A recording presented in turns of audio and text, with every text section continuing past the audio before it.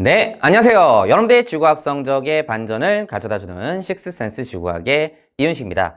자, 우리 드디어 2024학년도 대학 수학능력 시험이 끝이 났습니다. 자, 물론 이제 잘 본 학생들도 있을 거고 좀 아쉬움이 많이 남은 학생도 있을 겁니다. 그럼 어쨌든 우리 최선을 다해서 다 각자 최선을 다해서 봤기 때문에 선생님이 어쨌든 박수를 좀 드리고 수고 많이 하셨고, 그 다음에 이 강의는 이제 시험을 본 학생들보다는 이제 내년에 이제 지구과학을 공부해야 될 학생들이 아마도 조금 더 유익한 강의가 되지 않을까라는 생각이 좀 들긴 합니다. 자, 그래서 간단하게 총평 말씀드리고 그 다음에 해설 강의를 이어서 진행하는 걸로 갈게요. 자, 일단 볼게요. 자, 일단 2024학년도 수능 지구학 1 총평을 간단하게 좀 말씀드리면, 일단 난이도, 자, 난이도적인 측면을 보게 되면 자, 적절한 난이도였다 라고 말씀을 일단 드리겠습니다. 자, 그래서 적절한 난이도라는 말이 조금은 약간 애매한 부분이 좀 있긴 할 텐데 학생들마다 느끼는 좀 편차가 좀 다를 테니까. 자, 근데 굳이 얘기하자면 이런 거죠. 올해 6평하고 9평 봤어요. 근데 올해 6평, 9평은 워낙 좀 쉽게 출제가 됐기 때문에 아마도 난이도 조절 좀 할 거라고 내가 말씀드렸었죠. 그러니까 아니나 다를까 이번 수능은 9평, 6평보다는 조금 어려웠습니다. 알았지?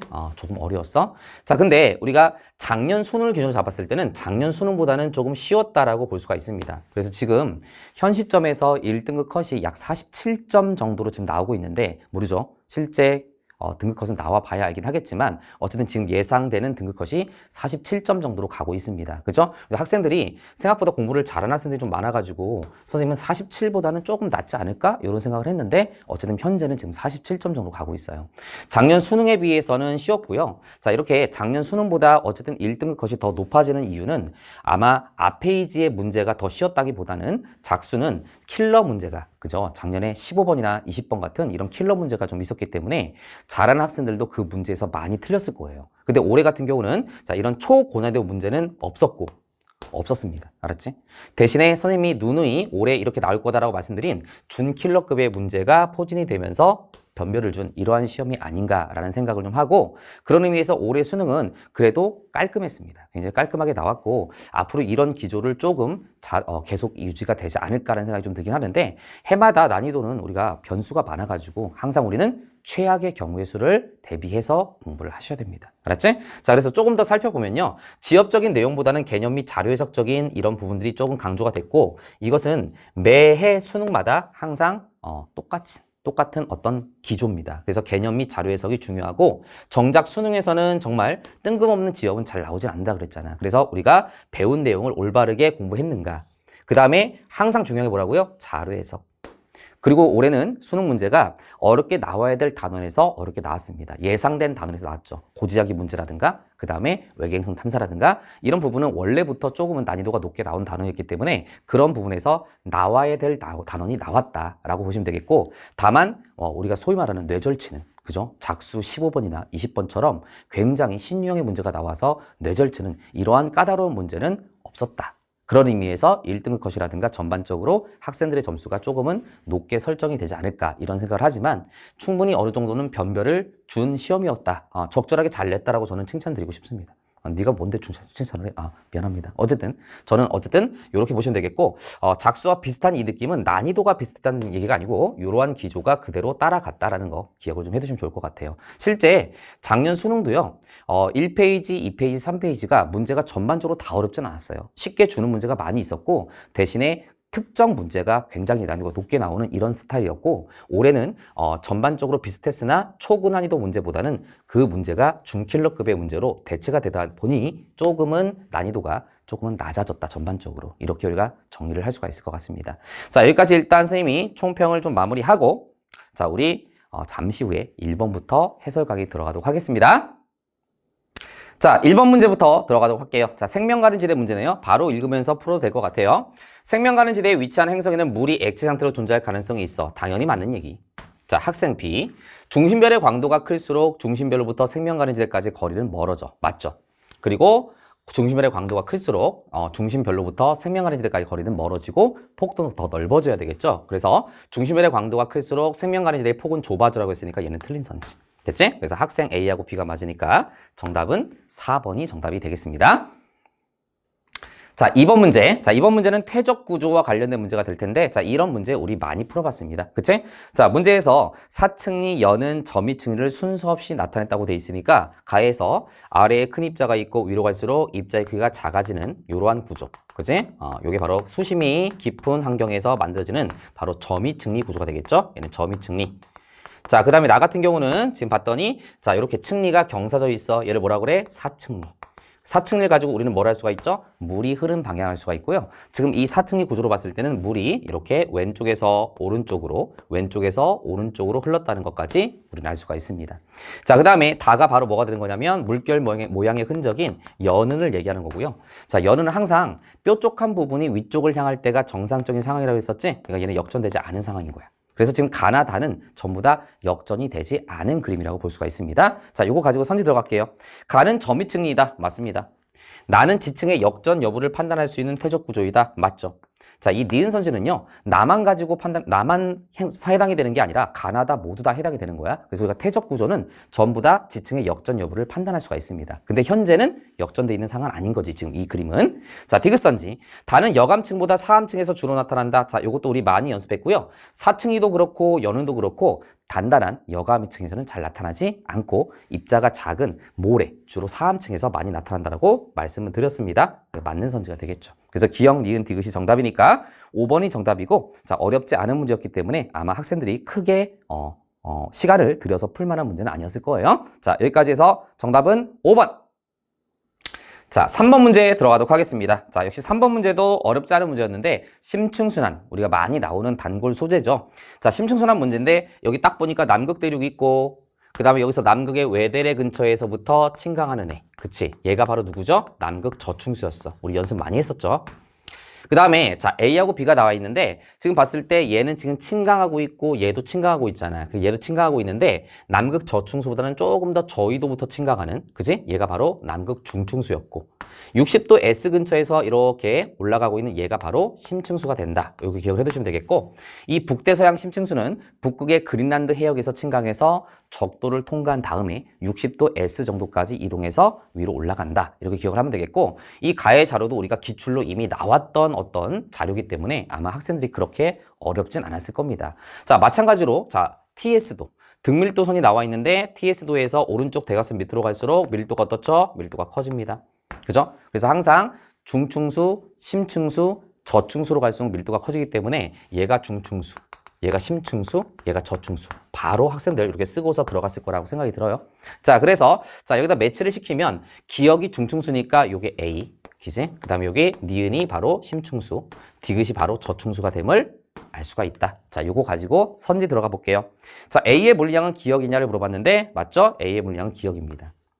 B는 A와 C가 혼합하여 형성된다. 설마 이거 걸려든 학생은 없을 거라고 생각이 들어요. B는 심층수인데 북대서양 심층수는 남극 저층수와 남극 중층수가 혼합돼서 만들어지는 게 아니죠. 이 북대서양 심층수는 북극의 그린란드 해역에서부터 생성이 돼서 침강하는 거야. 그리고 수객끼리는 잘 섞여 안 섞여? 수객끼리는 잘 섞이지 않잖아. 또 우리는 이런 측면으로도 생각할 수가 있어요. 지금 보면요, 저충수보다도 심층수가 쌤이 염분이 조금 더 높다라고 내가 수업 때 말씀드렸었죠. 그래서 우리가 이 세 개의 수계 중에서는 심층수의 염분이 가장 높다고. 됐니? 근데 저충수하고 중충수가 혼합이 돼서 심층수가 만들어진다고 한다면 얘와 얘를 섞었을 때 이 섞은 후에 이 심층수의 염분이 더 높다는 것은 말이 안 되잖아. 그치? 얘와 얘의 사이 정도의 어떤 염분이 나왔어야 된단 말이야. 근데 얘가 심층수가 염분이 가장 높으니까 얘네들의 혼합이 될 수가 없다. 이렇게도 우리가 생각할 수가 있을 거예요. 자, 근데 우리가 아마 문제 풀 때는 그냥 딱 보자마자 아, 얘는 북극의 그린란드 해역에서부터 침강하잖아. 얘네들은 남극의 외대래. 그 다음에 얘는 60도 S 정도에서 침강하기 때문에 아, 얘네들이 섞여서 얘가 된 것은 아니야. 이렇게 판단했을 거라고 생각이 들고요. 자, 디귿선지. C는 심층 해수에 산소를 공급한다. 심층 순환이 일어나면서 자, 심층 해수에 산소를 공급하죠. 그래서 우리가 표층에서부터 깊이 들어가면서 용존 산소량을 우리가 측정하면 표면에서 많았다가 점점 감소하다가 다시 심층 쪽으로 가게 되면 다시 용존 산소량이 증가한다. 그것은 바로 심층 해수의 순환 때문이다. 이렇게 배웠던 내용, 맞는 선지가 되겠죠. 그래서 기역 디귿이 정답이니까 정답은 5번이 정답이 되겠습니다. 자, 4번 문제. 자, 4번 문제는 해수의 성질과 관련된 문제가 될 거고, 보통 이 탐구활동 문제로 많이 나오는 주제였죠. 그죠? 그래서 이번 수능이 예상에서 벗어난 부분이 그렇게 많지는 않았습니다. 자, 일단 볼게요. 담수의 유입과 해수의 결빙이 해수의 염분에 미치는 영향을 알아보기 위한 실험이다. 라고 되어 있는데, 일단 담수가 유입되면 염분은 어떻게 돼? 낮아지죠. 해수가 결빙되면 남아있는 물은 염분이 높아지게 되는 거죠. 자, 그걸 가지고 지금 나타낸 건데, 지금 보니까 얘와 얘가 합이 원래 600g이었는데 각각 A와 B에 300씩 나눠 담는다고 했으니까 얘도 300g이 있는 거고, 그 다음에 얘도 300g이 있는 겁니다. 그리고 지금 이 상태에서 A와 B의 수온은 둘 다 몇 도씨? 15도씨가 될 거고요. 15도씨. 그 다음에 염분은 35psu가 둘 다 되는 거야. 자, 요 상태에서 이제 다의 실험 과정을 보자. A의 소금물의 수온이 15도인 증류소 50g을 섞는다. 증류소 50g을 섞는다는 얘기는 순수한 물을 더 첨가한다는 얘기니까 이것은 바로 담수의 유입과 관계된 실험이라고 볼 수가 있겠죠. 그러면 얘는 당연히 염분이 어떻게 되겠어? 낮아지겠지. 염분이 낮아지니까 요 기억에 들어갈 염분은 정확히 얼마인지는 몰라도 35psu보다 어때야 돼? 더 낮아야 돼. 그치? 자, 그 다음에 라를 볼게요. B의 소금물을 표층에 얼 때까지 천천히 냉각시킨다. 이건 바로 해수의 결빙이죠. 해수가 결빙되게 되면 거의 순수한 물만 대부분이 얼기 때문에 남아있는 소금물의 염분은 높아진다. 그치? 그래서 얘는 35psu보다 어떨 것이다? 염분이 높아질 것이다. 이렇게 판단이 가능합니다. 자, 그 다음에 결과 해석. 담수입이 있는 해역에서는 해수의 염분이 감소한다. 당연하고요. 해수의 결빙이 있는 해역에서는 해수 염분이 뭐라고 써줘야 돼? 증가한다라고 써주면 되겠죠. 증가한다. 자, 선지 볼게요. 다는 담수의 유입에 의한 해수의 염분 변화를 알아보기 위한 과정에 해당된다. 자, 다는 지금 증류수를 더 넣은 거니까 염분이 낮아지는 담수의 유입 맞습니다. 기억은 니은보다 크다. 기억은 니은보다 작아야 되겠죠. 틀렸어요. 감소한다는 디귿이 아니라 증가한다가 들어가야 합니다. 쉬운 문제였습니다. 정답은 1번이 정답이 되겠습니다. 자, 5번 문제 풀이 들어가도록 할게요. 자, 마그마 생성 과정 문제 나왔네요. 자, 가를 볼게요. 가에서, 자, 해양판이 섭입해 들어가면서, 자, 이 해양판 안에는 뭐가 있다고요? 물을 포함한 함수광물이 있다. 이 함수광물에서 멘틀 쪽으로, 자, 뭐를 공급해줘? 물을 공급해주고, 조금 더 우리가 정확하게 공부하자면 이 멘틀 중에서 바로 연약권. 멘틀의 대류가 일어나는 연약권 쪽에 물을 공급하게 되고 이거에 의해서 용인점이 낮아지면서 무슨 마그마? 현무암질 마그마가 만들어지는 거죠. 따라서 요 니은은 바로 현무암질 마그마가 만들어지는 곳. 자, 그래서 여기를 얘기하자면 요게 물을 포함하지 않은 거였잖아. 우리 연습 많이 했었잖아. 그지? 얘는 물을 포함하지 않은 거. 얘는 물을 포함한 거. 그지? 물을 포함한 거. 자, 그래서 자, 멘틀의 용윤점이 하강을 하게 되면서 물이 포함이 되면서 멘틀의 용윤점이 하강하면서 이쪽으로 이렇게 이동해가는 이 B 프라임 과정이 바로 니은에서 마그마가 만들어지는 과정이라고 볼 수가 있겠네. 니은이라고 써줄게. 이렇게. 됐죠? 자, 그 다음에 요 기억을 보게 되면은 지금 여기서 현무암질 마그마가 만들어져서 위로 올라가다가 지각, 대륙 지각이 하부를 오게 되고 요거에서 온도가 증가하게 되면은 유문암질 마그마가 만들어지는데 이 과정이 바로 A 프라임 과정. 요 과정이 되는 거죠. 그치? 그래서 A 프라임 과정이 바로 요 과정이다. 그리고 이 기억은요, 이 두 마그마가 혼합이 돼서 자, 주로 분출하는 마그마는 뭐라고요? 안산암질 마그마가 주로 분출한다. 이렇게 돼 있는 거잖아. 그치? 그래서 이 문제에서도 조건을 보게 되면 기억과 니은은 안산암질 마그마와 현무암질 마그마를 순서 없이 나타냈다고 돼 있으니까 자, 니은은 바로 현무암질, 그 다음에 기억은 안산암질 마그마가 된다. 이렇게 판단하면서 선지 들어가도록 할게요. 자, 기억이 분출하여 굳으면 섭노감이 된다. 자, 이 기출선지죠. 그러니까 올해 수능 문제도 결국은 과거 기출 문제에 나왔던 내용들이 많이 나왔기 때문에 여러분들 실제로 기출 문제보다 중요한 건 없어요. 그리고 기출 문제, 항상 내가 수능의 본질은 기출이 우선순위가 돼야 되고 그 다음에 연계 교재라고 말씀드렸잖아요. 그래서 올해 수능도 이러한 기출 문제를 열심히 꼼꼼히 분석을 하는 학생들은 그렇게 어렵지 않게 접근을 했을 거라고 생각이 들고, 자, 섭노감이 된다라고 했는데 섭노감은 뭐죠? 얘는 심성함이잖아요. 심성함. 그래서 지금 보면은 기억이 분출하여 굳으면이라고 했으니까 분출하여 굳는다는 얘기는 지표 근처에서 생긴다는 얘기잖아. 그럼 뭐가 돼야 돼? 화산암이 돼야지. 그러니까 얘는 안산암이 돼야 돼. 그래서 틀린 거야. 자, 근데 만약에 이 선지가 지하에서 천천히 식으면이라고 한다면 어쨌든 얘는 안산암질 마그마지만 얘가 지하에서 천천히 식으면 얘는 섭노감이 될 수 있는 거죠. 근데 얘는 지금 분출하여라고 했기 때문에 지표에서 빠르게 냉각됐다. 화산암인 안산암이 돼야 되는 거야. 그래서 틀린 거. 자, 니은 선지. 니은은 A 프라임 과정에 의해 생성된다고 했는데 자, 니은은 자, 요걸 얘기하는 거고 얘 같은 경우는 지금 B 프라임 과정이 되겠죠? 틀렸네. 그럼 정답은 디귿밖에 안 되겠네. SiO2의 함량을 물어봤는데 SiO2 함량은 자, 얘는 현무암질 마그마니까 52% 이하. 맞죠? 요거보다 이하. 그 다음에 얘는 안산질 마그마니까 얘는 52%에서 63% 사이가 되겠지. 그리고 유문함질 마그마는 63% 이상이 된다는 거 우리 알고 있죠? 그래서 자 결론적으로 기억이 니은보다 높다. 이것은 맞는 선지가 될 수밖에 없다. 그죠? 어렵지 않은 문제였습니다. 정답은 3번이 정답입니다. 자, 6번 문제 풀이 들어가도록 하겠습니다. 자, 6번 문제는 온대저기압 문제가 되겠네요. 자, 문제 조건에서 가는요, T1의 상황이라고 돼 있고, 나 같은 경우는 T1부터 시간이 지남에 따라서 기압, 그 다음에 기온, 그 다음에 풍향 변화를 나타낸 거라고 되어 있습니다. 그럼 뭐 이 문제 뻔하네. 관측소 A하고 B가 있으니까 각각 A와 B가 기억과 니은 중에서 어디가 되는지를 물었고 있는 거고, 이런 문제도 우리 많이 풀어봤잖아. 저기압 중심이 자 서에서 동으로 이렇게 편서풍을 따라서 이동한다. 자, 이렇게 돼버리면 기억은 저기압 중심의 북쪽에 위치한 관측소, 니은은 저기압 중심의 남쪽에 위치한 관측소니까 기억은 시간이 지나면서 풍향이 무슨 방향? 반시계 방향. 니은 같은 경우는 시간이 지나면서 풍향이 무슨 방향? 시계 방향으로 바뀌어 간다. 그럼 우리가 나에서 풍향 변화를 보고서 매치를 시켜주면 되는 문제. 그럼 여기서 딱 보니까 이렇게 점처럼 이렇게 돼 있는 녀석이 바로 누굽니까? 요게 풍향이죠. 그지? 자, 그 다음에 자, 여기서 이렇게 내려갔다가 올라가는 이게 바로 뭐냐면 관측소와 저기압 중심과의 거리가 가까워지면서 기압이 낮게 측정이 됐다가 다시 멀어지면서 높게 측정되는 거지. 얘도 마찬가지. 이게 바로 기압이 되는 거죠. 기압. 됐지. 자, 그 다음에 자, 얘 같은 경우는 지금 뭐가 되는 거냐면 하나 남은 애가 바로 기온이 될 수밖에 없겠네. 얘가 기온이죠. 됐죠? 자, 요거 가지고 선지를 한번 들어가도록 할게요. A 위치는 기억이자를 물어봤는데 자, 따져보자. 풍향이 어떻게 바뀌고 있냐면 여기서 내가 이런 문제 나왔을 때 빠르게 푸는 방법은 요렇게 아래에서 위로 올리라 그랬지. 그럼 동, 남, 서, 북, 동이니까 이쪽으로 올라가는 방향이 바로 무슨 방향이야? 시계 방향이야. 그치? 근데 여기 풍향은 지금 여기서 내려가다가 끊겨가지고 계속 내려가고 있죠. 그죠? 여기서 끊기는 이유는 풍향이 여기서 이쪽으로 이렇게 바뀌었기 때문에 그런 거잖아. 그치? 여기가 동이고 이쪽도 동이기 때문에 그런 거잖아. 따라서 이렇게 내려가고 있으니까 얘는 풍향이 무슨 방향으로? 반시계 방향으로 바뀌고 있네. 그치? 얘 같은 경우는 풍향이 자 위로 올라갈수록 시계 방향인데 이렇게 올라가고 있으니까 무슨 방향으로 바뀌고 있어? 시계 방향으로 바뀌고 있네. 됐지? 그러니까 얘는 풍향이 반시로 바뀌고 있으니까 저기압 중심의 북쪽에 위치한 관측소인 기억이 되는 거고 얘는 저기압 중심의 남쪽에 위치한 관측소인 니은이 된다는 것을 알 수가 있는 거야. 자, 그래서 A의 위치는 기억이다 라고 되어 있으니까 맞는 거. T2의 기온은 A가 B보다 높나요 낮냐를 물어봤는데 읽어주면 되겠죠. T2는 여기를 얘기하는 거야. 어디가 기온이 높습니까? 여기서 기온은 여긴데.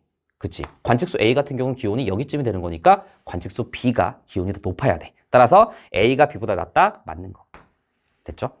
자, 디귿선지. 자, T3의 니은의 상공에는 전선면이 있냐를 물어봤는데 이것도 우리 많이 풀어봤던 내용이 되는 거잖아. 일단 T1의 상황에서 니은은 이미 온난 전선은 통과가 된 거야. 그치? 그리고 시간이 지남에 따라서 저기압 중심이 서에서 동쪽으로 이렇게 이동해 가기 때문에 이 니은 지점의 상대적 위치는 동에서 서쪽으로 이렇게 바뀌어 갈 거야. 그러면 지금 디귿선지에서 묻고 있는 것은 T3의 시점을 묻고 있는 건데 T3의 시점은 한랭 전선이 통과된 이유냐를 지금 돌려서 얘기하고 있는 거잖아. 왜? 상공에 전선면이 있으려면 한랭 전선 이유가 돼야 되는 거지. 통과된 직후가 바로 상공에 전선면이 있을 수가 있는 거잖아. 그치? 자, 근데 T3는 지금 여기야. 그럼 어디서 한랭 전선이 통과되겠니? 지금 보니까 한랭 전선 통과 후에는 기온은 낮아지고 기압은 높아져야 되기 때문에 여기 어딘가쯤이 바로 한랭 전선이 통과되는 지점이라고 대략적으로 잡을 수가 있는 거야. 그치? 그럼 여기 어디쯤이 대략적으로 한랭 전선이 통과되는 지점이구나. 그렇다면 T3는 여기는 한랭 전선이 아직 통과된 거야, 안 된 거야? 안 된 거잖아. 여기 어딘가 있겠죠, 여기 어딘가에. 상대주 위치가. 그치? 그러니까 상공에는 전선면이 있을 수가 없는 거다. 이렇게 판단이 가능하겠죠? 정답은 4번이 정답이 되겠습니다. 자, 7번 문제. 지질시대 문제 나왔는데 쌤이 수업 때도 항상 지질시대에서는 5대 대멸종이 굉장히 중요하다. 시험에 자주 나온다라고 말씀드렸었죠. 이 문제도 5대 대멸종을 묻고 있는 문제네. 자, 볼게요. 지금 요 A 같은 경우가 언제냐면 공부를 좀 열심히 하나서는 알겠지만 오르도비스기말 대멸종입니다. 알았지? 그래서 고생대 들어와서 여기 처음으로 멸종이 많이 되는 여기가 바로 오르도비스기말 대멸종이 될 거고 지금 이 문제에서는 체크를 하지 않았지만 여기서도 지금 생물과의 수가 떨어지고 있죠? 여기는 바로 아마도 대본기말 대멸종. 그지? 그 다음에 여기서 이제 생물과가 굉장히 수가 많이 떨어지고 5대 대멸종 중에서도 가장 큰 규모의 대멸종 여기가 뭡니까? 페른기말 대멸종. 그지? 그 다음에 자 여기서 표현이 돼 있진 않지만 선이 그어져 있진 않지만 아마도 여기 어디쯤이 트라이아스기말 대멸종이 있을 거고요. 그 다음에 여기는 바로 다시 과의 수가 급감하는 여기가 바로 백악기말 대멸종. 이렇게 5번의 대멸종은 여러분들이 꼭 외워두셔야 됩니다. 지금 이 문제에서는 A, B, C가 나와 있으니까 오르도비스기말, 페른기말, 백악기말 대멸종이 표시되어 있다고 보시면 될 것 같아요. 선지 볼게요. 해양생물 과의 수는 A가 B보다 많냐를 물어봤는데 해양생물의 과의 수는 A는 지금 여기쯤 그 다음에 B는 여기쯤이 되는 거니까 A가 B보다 더 많네요. 맞아요. B와 C 사이에 생성된 지층에서 양치식물 화석이 발견된다. 자, 이것도 마찬가지. 이 니은 선지도 우리가 이미 기출문제에서 나왔었어. 그치? 그래서 기출문제를 열심히 공부하는 학생들은 이런 거 걸려들 이유가 없었을 거란 말이야. 자, 무슨 말이냐면 일단 양치식물이 번성한 시기가 언제냐고 한다면 양치식물은 고생대 때 번성한다라고 얘기하는 게 일반적인 맥락이죠. 뭐 이 말은 맞아요. 근데 과거 기출에도 비슷한 문제로 뭐가 나왔었냐면 이러한 양치식물 같은 녀석은 무슨 화석이야? 시상화석이라고요. 그죠? 얘는 표준화석이 아니란 말이야. 시상화석. 그러니까 이 양치식물은 쉽게 얘기하면 현재도 있잖아. 고사리 현재 살아 안 살아? 살죠. 그러니까 지금 이 선지에서 얘기하고 있는 것은 B와 C 사이, 여기와 여기 사이는 중생대에 들어간단 말이지. 중생대. 트라이아스기 말이고 여기는 백악기 말이니까 여기가 중생대야. 그래서 양치식물이 번성한 시기는 고생대지만 중생대도 당연히 얘는 시상화석이기 때문에 당연히 화석이 발견되죠. 그지? 이거 조심하라고 내가 예전에 기출문제 풀이할 때도 말씀드렸던 거고 그거에 대한 원리가 그대로 다시 한번 나왔다라고 보시면 되겠습니다. 자, 디귿선지. 자, C는 쥐라기와 백악기의 질시대의 경계를 물어봤는데 C는 지금 백악기 말 대멸종을 얘기하는 거니까 중생대에서 신생대로 넘어가는 그 경계를 얘기하는 거고 쥐라기와 백악기의 질시대의 경계는 될 수가 없는 거죠. 쥐라기와 백악기의 경계는 이거보다 더 앞쪽에 있겠지. 그지? 그래서 이것은 틀린 선지. 기억 니은이 정답이니까 정답은 3번이 정답이 되겠습니다. 자, 8번 문제. 자, 허블의 은하 분류 방법 나와 있네요. 자, 어렵지 않은 문제였습니다. 자, 문제는 가나다른 각각 막대 나선 은하, 불규칙 은하, 타원 은하 중 하나라고 돼 있어요. 일단 딱 보니까 눈에 띄는 게 나선팔이 있는가에서 가만 예스고 나와 다는 둘 다 X니까 나선팔이 있는 것은 이 셋 중에서 막대 나선 은하밖에 안 되겠지. 그러니까 얘가 막대 나선 은하야, 가가. 그래서 우리가 쌤이 기호로 쓰자면 S 라지 P 이렇게 쓸게요. 여기 바로 막대 나선 은하죠. 됐죠? 자, 그 다음 봅시다. 그 다음 보면요. 지금 분류기준 기억은 뭔지 모르니까 편평도에 따라 세분할 수 있는가를 봤을 때 드디어 이제 편평도라는 용어가 나왔네요. 아마 선생님 기억이 맞다면 이 평가원에서는요. 편평도라는 용어를 그동안 쓰진 않았을 거예요. 보통 평가원에서 문제가 낼 때 타원이 얼마나 납작한 형태를 띠는가 이렇게 보통 풀어서 많이 표현을 했는데 쌤이 수업 때도 말씀드렸지만 이 타원이 얼마나 많이 찌그러져 있는가 납작한가를 가지고 우리는 편평도라고 표현한다고 그랬고 이 편평도를 가지고 타원 은하를 구분한다 그랬잖아. 타원 은하에서 E0부터 뭐까지? E7까지라고 했던 거 기억나죠? 그래서 이번 수능에서는 편평도란 용어를 이제 사용을 했다라고 볼 수가 있습니다. 물론 우리가 연계휴제라든가 다른 문제에서는 편평도란 용어가 많이 나왔죠 이미. 그지? 자, 이렇게 보시면 되겠고 어쨌든 이거에 따라서 세분할 수 있는가가 yes가 되는 얘가 바로 타원 은하니까 얘가 2형이 되겠네. 2형. 그럼 얘는 불규칙 은하가 될 거고 IRR. 불규칙 은하는 IRR로 쓰는 거 알고 있죠? 이렇게 보면서 선지 들어갈게요. 중심부에 막대 구조가 있는가는 기억에 해당하냐를 물어봤는데 중심부에 막대 구조가 있는가는 기억에 될 수가 없어요. 왜 그러냐면 봐봐. 지금 기억은 분류 기준이 되는 건데 자, 가도 예스고 나도 예스잖아. 근데 타원 은하에는 당연히 막대 구조가 없는 거잖아. 그러니까 이거는 해당이 될 수 없다. 자, 그 다음 니은. 자, 주교성의 평균 강도는 가가 나보다 크냐 작냐를 물어봤는데 이 선지 역시 최근 기출에 나왔던 거. 그리고 쌤이 다른 강좌에서도 열심히 많이 설명드렸던 내용. 내가 뭐라고 그랬냐면 자, 불규칙 은하, 그 다음에 나선 은하, 그 다음에 타원 은하 쪽으로 갈수록 푸른색의 젊은 별이 차지하는 비율은 줄어들고 붉은색의 늙은 별이 차지하는 비율이 더 많아진다 그랬지. 그리고 붉은색의 늙은 별이 많아진다는 말의 의미는 아마도 나이가 좀 많은 별들이 많다는 얘기고 같은 주교성이라고 한다면 나이가 많은 별은 비교적 붉은색을 띠고요. 그 다음에 붉은색을 띈다는 얘기는 그만큼 표현도가 낮기 때문에 질량이 작은 주교성이다. 그래서 질량이 작은 주교성은 얘들아 광도도 어때야 되지? 작아야 되는 거잖아. 그래서 같은 주교성이라고 한다면 자 지금 여기서 얘기하는 가하고 나를 비교했으니까 나선 은하가 타원 은하보다는 그래도 푸른색의 젊은 별이 차지하는 별이 좀 더 많기 때문에 상대적으로 같은 주교성이라고 했을 때 조금 더 질량이 큰 주교성이 많을 거고 질량이 큰 주교성이 많다는 얘기는 광도가 더 큰 주교성이 많다. 이렇게 충분히 추론할 수 있는 내용이 되겠습니다. 그래서 광도는 가가 나보다 크다. 맞는 선지. 조금은 다른 느낌으로 나오긴 했지만 어쨌든 우리가 기출에서 이미 나왔던 거야. 이 니은 선지도. 우리가 틀리면 안 되는 거였어. 니은은 맞는 거. 디귿. 은하의 질량에 대한 성간물질의 질량비. 이거 알고 있죠? 은하 전체 질량에 대한 성간물질의 질량비는 얘들아 불규칙 은하가 가장 크고 그 다음에 나선 은하고 타원 은하가 가장 작다라고 볼 수가 있는 거니까 나가 다보다 크다? 틀린 겁니다. 불규칙 은하가 더 크다라고 해야 돼. 그래서 니은이 정답이니까 정답은 2번이 정답이 되겠습니다. 자, 9번 문제 들어가겠습니다. 자, 9번 태풍 문제가 될 텐데 자, 일단 가는 어느 날 태풍의 이동 경로의 6시간 간격으로 태풍 중심의 위치와 중심 기압을 표현한 거래요. 자, 그럼 봐봐. 여기 나와 있는 이 기압은 자, 관측소에서 측정된 기압을 얘기하는 것이 아니라 그치? 태풍의 중심 기압을 얘기하는 거야. 됐지? 그래서 태풍의 중심 기압을 표현한 거구나. 그렇다면 태풍의 중심 기압으로 우리는 뭘 할 수 있죠? 태풍의 세력을 할 수 있잖아. 따라서 지금 태풍의 중심 기압이 이쪽으로 시간이 지나면서 점점 높아지고 있으니까 점점 태풍의 세력은 약해지고 있다는 것을 알 수가 있고 그 다음에 여기 기역은 지금 관측소가 될 텐데 이 기역은 바로 관측소는 태풍 진행 경로의 오른쪽에 있으니까 무슨 반원? 위험 반원에 위치하게 될 거고 시간이 지나면서 풍향은 시계 방향으로 바뀌어간다. 바로 여러분들이 적고서 들어가면 될 것 같아요. 자, 이 9번 문제는요. 여러분들 디귿선지 좀 조심했어야 돼. 알았지? 우리가 실제로 문제 풀 때 이런 것들을 실수할 수가 있거든요. 자, 일단 기억부터 볼게요. 태풍의 영향을 받는 동안 지점 기역은 위험반에 위치한다? 맞아.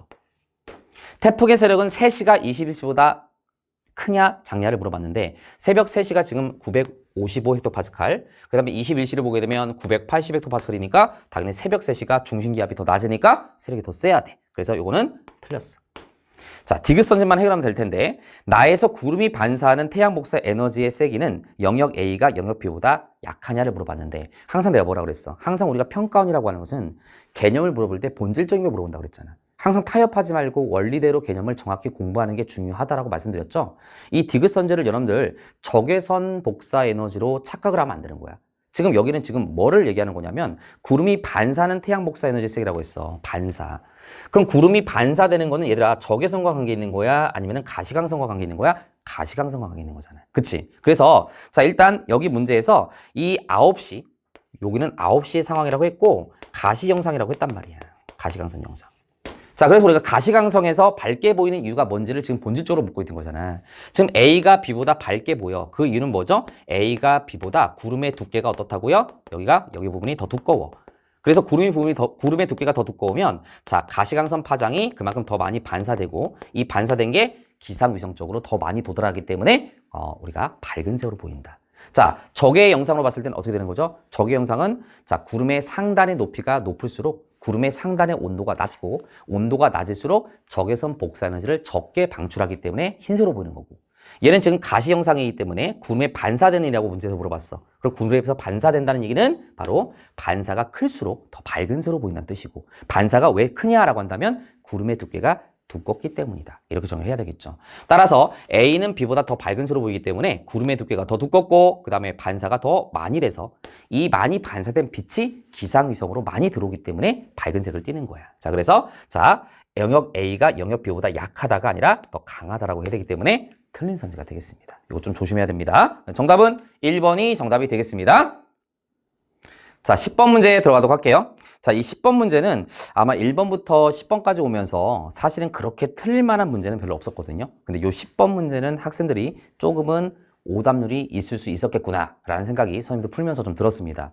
이 문제 자료 해석 잘해야 돼요. 알았지? 일단 보시면 그림은 태평양 표층해수의 동서방향 연평균 유속을 위도에 따라 나타낸 것이다 라고 되어 있습니다. 자, 그리고 동쪽으로 향하는 방향과 서쪽으로 향하는 방향 중 하나가 바로 양수와 음수를 얘기하는 거라고 되어 있어요. 자, 그럼 봐봐. 일단 우리가 생각할 수 있는 것은 어쨌든 표층해수라고 하는 것은 대기 대순환의 바람과 영향이 있잖아. 그치? 그러면 일단 여기 적도를 기준으로 했을 때 적도에서 한 30도, 적도에서 한 30도 여기는 무역풍이 불죠. 동풍 계열의 바람이 불어. 그 다음에 30에서 60도 쪽, 30에서 60도 쪽은 우리가 편서풍, 서풍 계열의 바람이 분단 말이야. 그치? 그럼 우리가 여기서 떠올릴 수 있는 것은 일단은 우리가 표층해류 배웠던 거 기억나죠? 아, 그래. 북적도 해류, 남적도 해류, 북태평양 해류, 남극순환류 이런 것들을 얘기하는 거잖아요. 그래서 그림을 살짝 그려보면 자, 일단 볼게요. 여기를 적도라고 대략 잡아볼게. 위도 0도. 자, 그 다음에 여기가 30도 N, 30도 N.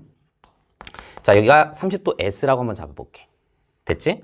자, 이렇게 봤을 때 일단 우리가 자 0에서 30도 사이에서는 북동 무역풍 동풍계열의 바람이 불고 0에서 남반구 30도 S 사이에서는 얘들아 자 역시 동풍계열 남동 무역풍이 불게 되는 거죠. 그 다음에 여기서 30에서 60도 근처는 편서풍이 불게 되고 남반구에서는 북서 편서풍이 이렇게 불게 되는 상황이라고 볼 수가 있는 거예요. 자, 그때 우리가 배운 내용대로 하자면 자 여기서는 무역풍의 영향에 의해서 북적도 해류가 이렇게 동에서 서쪽으로 흐르고 그지? 남적도 해류도 동에서 서쪽으로 이렇게 흐르게 되는 거야. 얘가 바로 북적도 해류, 얘가 남적도 해류죠. 그죠? 자, 그 다음에 편서풍의 영향을 받아서 흐르는 표층 해류가 뭐가 있었냐면 바로 여기서 이렇게 가고 있는 북태평양 해류, 그 다음에 여기서 이렇게 가고 있는 바로 남극순환류가 있었다라는 거 우리가 배웠던 내용이라고요. 됐지? 그러면 문제에서 양수하고 음수 중에 하나는 동쪽으로 향하는 방향, 나머지 하나는 서쪽으로 향하는 방향으로 있기 때문에 흘러가는 방향을 얘기하는 거야. 향하는 방향이라고 하는 것은. 그치? 내가 연습 많이 시켰잖아. 그래서 결론적으로 얘와 얘는 무슨 쪽으로? 서쪽으로 향하는 방향이 되는 거고 얘와 얘는 뭐가 되는 거냐면 동쪽으로 향하는 방향이라는 것을 여러분들이 문제 풀 때 감을 잡았어야 된다는 얘기야. 됐어요? 자, 그렇다면 여기서 전반적으로 봤을 때 여기는 지금 음수를 띠고 있고 이쪽 여기 포인트, 대략 여기 포인트를 기점으로 해서 이쪽 30도를 좀 넘어가는 쪽에서는 지금 양수를 띠고 있으니까 양수일 때가 바로 요걸 얘기하는 거고 동쪽으로 향하는 방향이 되겠구나. 자, 그래서 양수가 동쪽을 향하는 방향이 되는 거고 음수가 서쪽을 향하는 방향이다. 이렇게 일단 판단할 수가 있어야 되는데 아마 현실적으로 여러분들이 문제 풀 때 약간 당황했을 게 뭐냐면 바로 이거지. 야, 근데 얘는 대체 뭐지? 뭐가 위로 쭉 올라와 있어. 그지? 그럼 여기는 지금 논리대로 하면은 음수가 돼야 되는데 왜 여기만 유독 양수가 되지? 라고 아마 생각했을 거라고. 근데 쌤이 뭐라고 그랬냐면 엘니뇨 라니냐 단원에서 특히 내가 그런 조언을 많이 드렸는데요. 우리가 지구과학이라고 하는 것은 항상 자료 해석을 할 때 일반적인 거부터 먼저 판단을 한 다음에 디테일한 부분이 들어가야 된다 그랬어. 그치? 예를 들면 우리가 이런 거잖아. 엘니뇨가 발생했을 때 무역풍이 평상시보다 약해져. 그치? 무역풍이 평상시보다 약해지는데 이 적도 근처에서 모든 지점이 다 약해지니? 뭐 그렇진 않을 수도 있단 말이야. 그치? 어떤 특정 지점은 무역풍이 오히려 평상시보다 셀 수도 있어. 근데 전반적인 상황이 약해져야 되는 거잖아. 그치? 그리고 우리가 전반적인 걸 봐야 되고 숲을 봐야 된다고 내가 말씀드렸잖아요. 그쵸? 라니냐도 마찬가지. 라니냐 때는 무역풍이 평상시보다 더 강해. 그렇다고 해서 모든 지점에서 다 강하겠니? 그건 아니겠지, 그지? 어느 정도 전반적으로 강하겠지, 그지? 그래서 여러분들이 이 자료를 봤을 때 여기서 갑자기 툭 튀어나와 있는 것은 나중에 생각하더라도 일단 전반적으로 여기 부분은 음수를 띠고 있고 여기와 여기는 양수를 띠고 있다는 것을 우리가 판단을 한다면 얘가 바로 동쪽으로 향하는 방향, 얘가 서쪽으로 향하는 방향이 되겠구나. 이렇게 일단 판단할 수가 있게 되는 거야. 일단 여기가 됐죠? 자, 물론 학생들이 여기서 약간 이런 생각을 했을 수도 있어요. 첫 번째 발문에서 표층 해수라고 하다 보니까 이 표층 해수라는 말의 의미는 사실은 우리가 에크만 수송 알죠? 바람에 대해서 북반구에서는 오른쪽 직각으로 표층 해수가 가고 남반구에서는 바람에 대해서 왼쪽 직각으로 표층 해수가 가는 이 표층 해수의 평균 이동 방향도 우리가 표층 해수라고 표현할 수 있다고 말씀드렸습니다. 그래서 내가 이런 문제가 나왔을 때는 해류를 물어보는 건지 북적도 해류, 남적도 해류 이런 걸 물어보는 건지 아니면 에크만 수송을 물어보는 건지를 판단해야 되는데 만약에 에크만 수송의 문제라고 한다면 용승 친강과 관계 있는 문제가 될 테고 그지? 표층 해류가 얘기하는 북적도, 남적도 이런 걸 얘기한다고 한다면 바로 여기서 얘기하는 거고 라는 것을 우리가 판단할 수가 있는 거야. 근데 여러분들이 여기서 이 표층 해수의 이동 방향을 만약에 에크만 수송의 방향이라고 한다고 하더라도 여기서 어쨌든 바람에 대해서 오른쪽 직각 에크만 수송은 이렇게 되는 거죠. 바람에 대해서 왼쪽 직각 이렇게 그지? 여기는 바람에 대해서 오른쪽 직각 여기서는 바람에 대해서 왼쪽 직각 이렇게 되는 거잖아. 이렇게 판단한다고 하더라도 어쨌든 여기와 여기는 어쨌든 간에 무슨 풍계열의 바람? 동풍계열의 바람이 불기 때문에 결국 해 표층 해수는 서쪽 방향으로 간다. 얘는 동쪽 방향으로 간다라는 것은 변함이 없단 말이야. 그래서 일단 이렇게 잡을 수가 있는 거야. 근데 결과적으로 이 문제는 에크만 수송에 관련된 문제가 아니라 선지를 보게 되면 자꾸 표층 해류를 자꾸 묻고 있잖아. 이거대로 우리가 해석을 해주면 된다는 거지. 알겠지? 기억부터 가볼게요. 자, 양수는 동쪽으로 향하는 방향이다. 맞아. A 해역에서 나타나는 주요 표층 해류는 극동풍에 의해 형성된다고 했는데 A 해역은 지금 어디냐면 여기를 얘기하는 거야. 여기는 지금 양수야. 양수라는 얘기는 뭐를 얘기하는 거지? 자, 동쪽으로 향하고 있다는 얘기야. 그럼 남반구에서 동쪽으로 향하고 있다는 얘기는 이렇게 가고 있다는 얘기가 되는 거고 해류가, 그치? 얘는 바로 남극 순환류를 얘기하는 거지. 그리고 얘는 편서풍의 영향을 받은 거니까 얘는 틀렸어. 그치? 극동풍의 영향을 받은 게 아니라 편서풍의 영향을 받은 거란 말이야. 지금 봤을 때 60도보다도 이쪽에 있고요. 양수를 띠고 있으니까. 그지? 그 다음에 우리가 이런 생각도 할 수가 있는 거야. 내가 수업 시간에 선생님이 얘기했지만 우리가 아열대 순환을 얘기할 때 북방부에서는 아열대 순환, 남방부에서도 아열대 순환이 있어. 근데 아한대 순환은 북방부에서는 있지만 남방부에서는 아한대 순환이 없다라고 내가 말씀드렸고, 편서풍의 영향을 받는 남극순환류가 남극대륙을 한 바퀴 순환하는 해류가 나타난다라고 말씀드렸잖아요. 그렇기 때문에 여기는 지금 극동풍의 영향을 받는 것은 이래저래 틀렸다라고 볼 수가 있는 겁니다. 알았지? 여기는 무슨 부야? 남방부야 지금. 알겠지? 뭐 거기까지 생각하지 못했다고 하더라도 어쨌든 얘는 양수기 때문에 얘는 아마도 남극순환류, 편서풍과 관계 있겠구나. 그래서 틀린 선지가 되는 거야. 자, 그 다음에 디귿선지. 북적도 해류는 B의 해역에서 나타난다. 아마 틀렸다면 요것 때문에 틀렸을 가능성이 높은 건데, 자, 봐봐. 자, B는 지금 여기를 얘기하는 거고, 여기는 음수가 가장 크게 나타나는 지점이야. 그리고 0에서 30도 사이니까 당연히 무슨 풍의 영향을 받았어? 무역풍의 영향을 받았겠지. 그럼 무역풍의 영향을 받으면서 서쪽으로 흘러가는 해류란 말이지. 그럼 무역풍의 영향을 받으면서 서쪽으로 흘러가는 요 해류는 뭐가 될 수밖에 없어? 얘가 바로 북적도 해류가 될 수밖에 없으니까 이것은 맞는 선지다라고 판단이 가능한 거야. 자, 그런데 아마 여러분들이 여기서 고민이 되는 게 이거였을 거야. 아까도 얘기했지만, 야, 근데 얘는 0에서 30도 사이인데 왜 여기서 위쪽으로 이렇게 올라와 있지? 그럼 얘는 동쪽으로 흘러간다는 얘기잖아. 그럼 여기 0에서 30도 사이에서 동쪽으로 흘러간다는 얘기는 이렇게 가야 되는데 얘는 대체 뭐지? 라고 한다면 요거 사실 쌤이 솔택인가에서도 내가 말씀을 드린 적이 있을 텐데, 적도 반류는 경사의 차이에 의해서 흐르는 해류를 얘기하는 거고, 그리고 내가 참고로 알아두면 좋다라고 말씀드리면서 뭐라고 그랬냐면, 적도 반류는 적도보다 살짝 더 위에서 경사의 차이에서 흐르는 적도 반류가 있다라고 내가 말씀드렸고, 모의고사나 NG에서도 내가 출제를 했던 기억이 있을 거예요. 이런 자료는 아니었지만. 됐지? 결국 여기서 얘기하는, 여기서 양수가 나타나는 요 지점은 바로 뭐였냐면 적도 반류였던 거야. 적도 반류.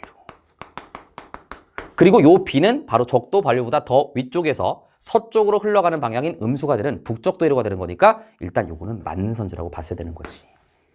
근데 학생들이 이 문제를 해석할 때 요거 때문에 혼란이 야기가 되면서 틀린 학생들도 있었을 거다라는 겁니다. 그래서 항상 우리가 자료 해석이라고 하는 것은 일반적인 전체적인 맥락을 보는 거야. 아, 얘는 전체적으로 어쨌든 음수구나.